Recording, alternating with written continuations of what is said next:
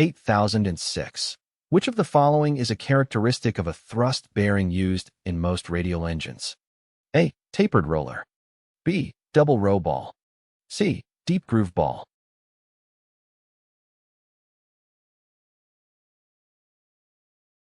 The correct answer is C. Most radial engines employ deep groove ball bearings as the thrust bearing. The best bearing type among those mentioned for minimizing friction while transporting both thrust and torque radial loads. 2. Q8007. Which bearing is least likely to be a roller or ball bearing? A. Rocker arm bearing, overhead valve engine. B. Master rod bearing, radial engine. C. Crankshaft main bearing, radial engine.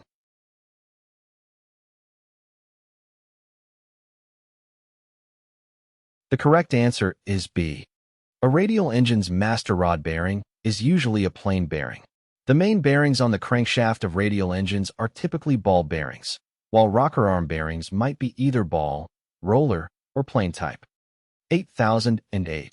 The operating temperature valve clearance of a radial engine as compared to cold valve clearance is A. Greater, B. Less, C. The same.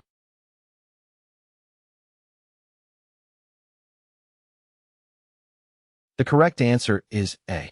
When an engine is cold, the metal components, including the cylinder head and valves, are at a lower temperature and tend to contract. This contraction can result in smaller clearances between the valve stems and the valve guides. However, as the engine reaches its operating temperature, the metal components expand due to the heat.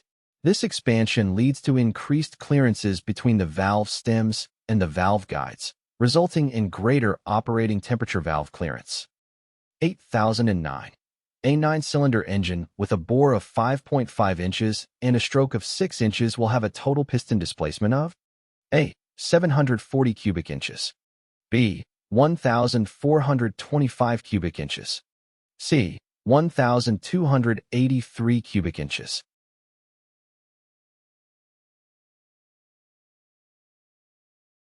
The correct answer is C. Piston displacement for one cylinder is area times stroke. Area equals 0.7854 times 5.5 superscript 2 equals about 23.75 square inches. Volume per cylinder is equal to 23.75 times 6 equals about 142.55 cubic inches.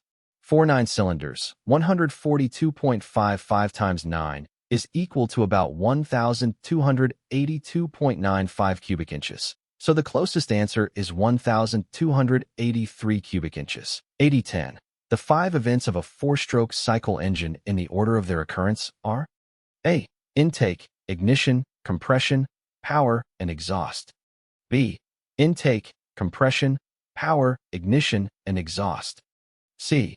Intake, compression, ignition, power, and exhaust.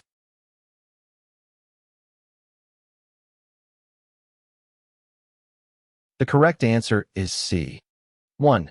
Intake. The intake stroke occurs when the piston moves downward, creating a vacuum in the cylinder. This allows the intake valve to open, and the air-fuel mixture is drawn into the combustion chamber. 2. Compression. During the compression stroke, the piston moves upward, compressing the air-fuel mixture. Both the intake and exhaust valves are closed during this phase. 3. Ignition. At the top of the compression stroke, the spark plug ignites the compressed air-fuel mixture. This ignition leads to combustion, creating a rapid expansion of gases. 4. Power. The power stroke follows the ignition. As the expanding gases push the piston downward, it rotates the crankshaft, generating power. This stroke is where the engine produces usable work. 5. Exhaust. The exhaust stroke occurs when the piston moves upward once again. The exhaust valve opens, allowing the burned gases to exit the cylinder and be expelled through the exhaust system.